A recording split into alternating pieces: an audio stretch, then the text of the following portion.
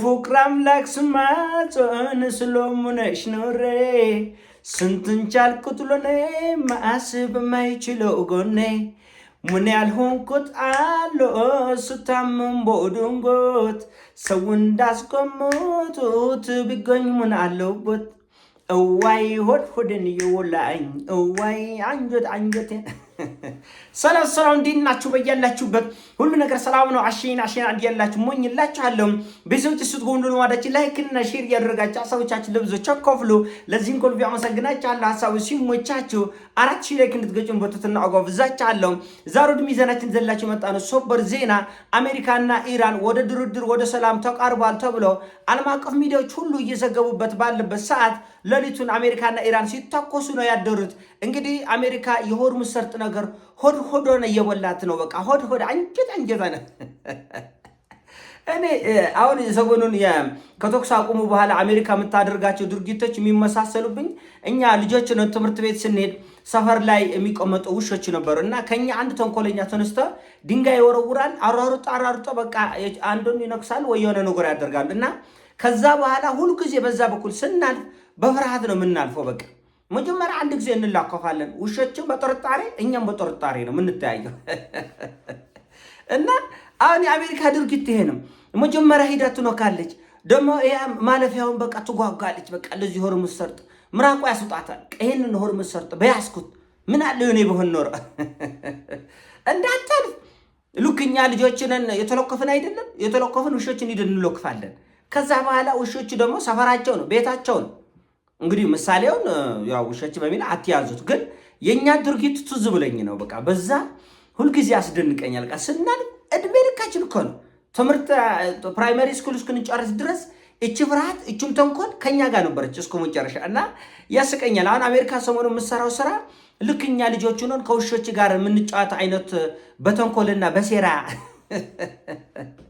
አሁን ትናንትና አላስቻላትም። 3 የአሜሪካ ዲስትሮየሮች እነዚህ ኔቪ ዲስትሮየር የሚባሉ እጅግ በጣም አደገኛ የጦር መርከቦች ለማለፍ ይሞክራል። ኢራን ደግሞ በሚሳኤል በድሮን ብላ ትመታቻለች። ወዲያው ቀኝ አላዙር ይልና ወደ መጣበት ይመለሳል። በዚህ የተናደደው የአሜሪካ የጦር ኃይል ደግሞ የኢራንን ደሴቶች እና የባህር ወደቦች ደግሞ ይመታል ማለት ነው።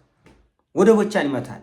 ይሄ ባንዶራዋስና ቆሸም ደሴት የሚባለው እነሱን በቦምብ ይመታል ማለት እና ትራምፕ ወጥቶ አይ ትንሽ ተነካክተናል፣ ግን ብዙ አይደለም ተኩስ አቁሙ አንተን አለ አልደወረሰም። እሺ አለ ተጨቃል ከሰየው ተጭንቃል የሚያደርገው ነው እየተታኮሰ አረ ተኩስ አቁም አልፈረሰም ሰላምን አሸይናን ይላል። ለምን ጦርነት ከሆነ የዓለም አቀፉ የጭንቀት የባሰ ሰማያት ጣራ ይነካሉና ሰላም ነው ተኩስ አቁም ምናምን አልደወረሰም፣ ትንሽ ግን ተታኩሰናል። ኢራኖች ልቅም ነው ያደረጉት እና ሲአይኤ ምን አለ ትናንትና ያወጣው መረጃ ላይ ኢራኖቹ በአሜሪካ ላይ እያላገጠ 4 ወር መቀመጥ ይችላል። እያላገጡ በቃ እያሾፉ በአሜሪካ ጦር ላይ እያሾፉ 4 ወር እኔ አይደለም ያልኩት አሁን አረጋ ሲአይኤ ነው ያለው።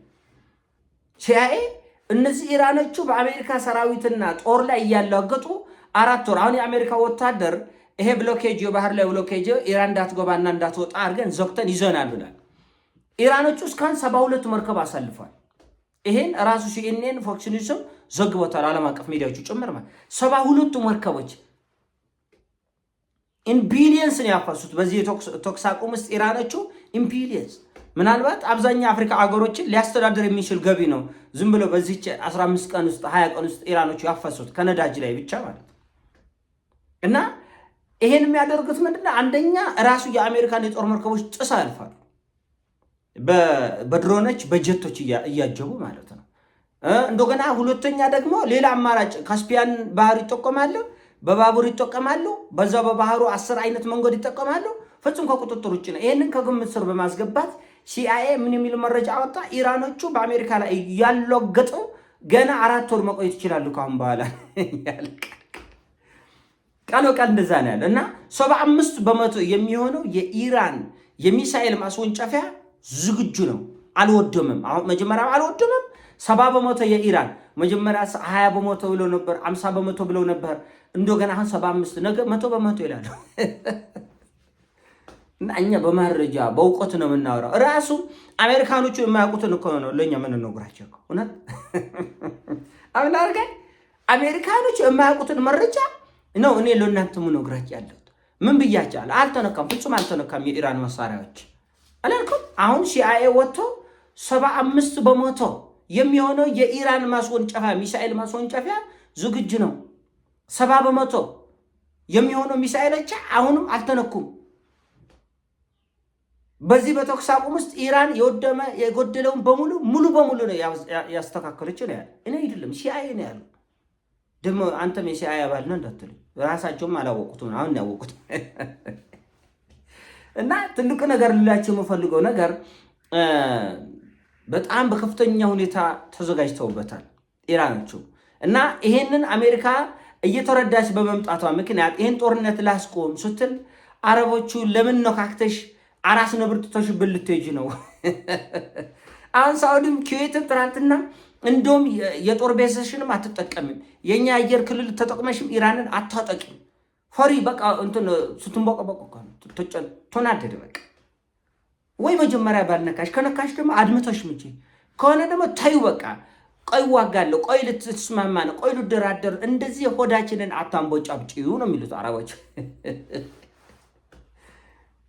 እውነትም ግን አሜሪካ የምትይዘው የምትጨብጠው በማጣቷ አቋም በማጣቷ አረቦቹ ኢራንን እንዋጋ ወይስ እንተው የሚለው ለመወሰን አልተቻለም፣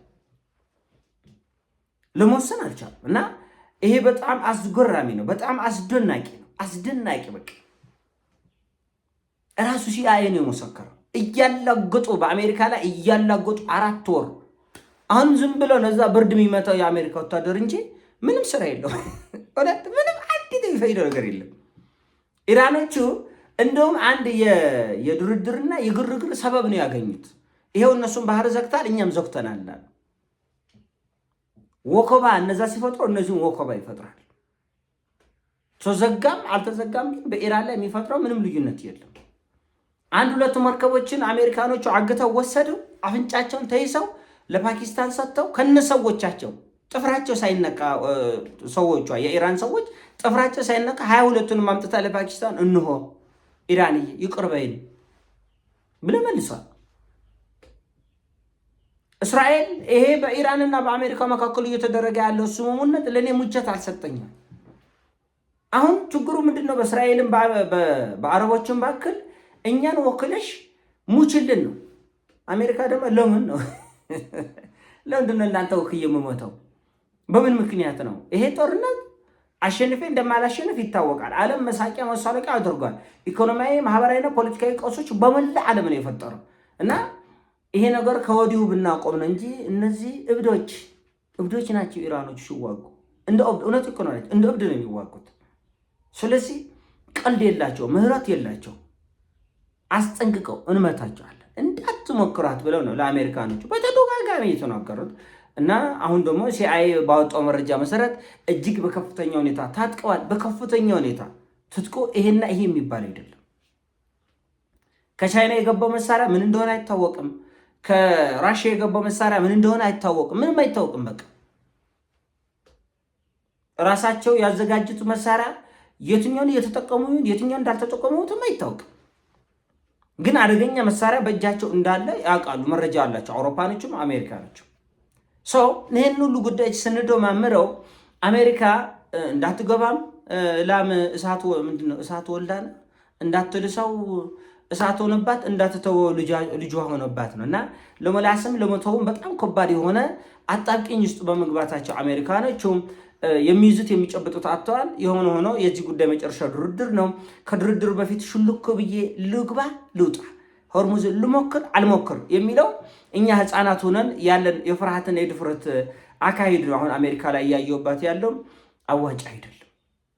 በፍጹም አዋጭ አይደለም።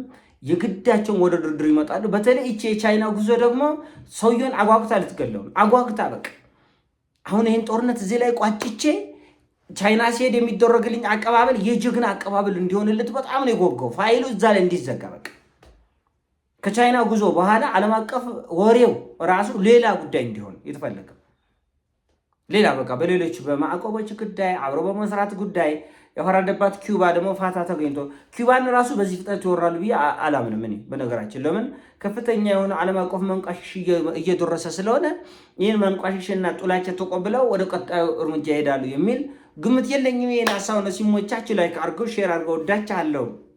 ፒስ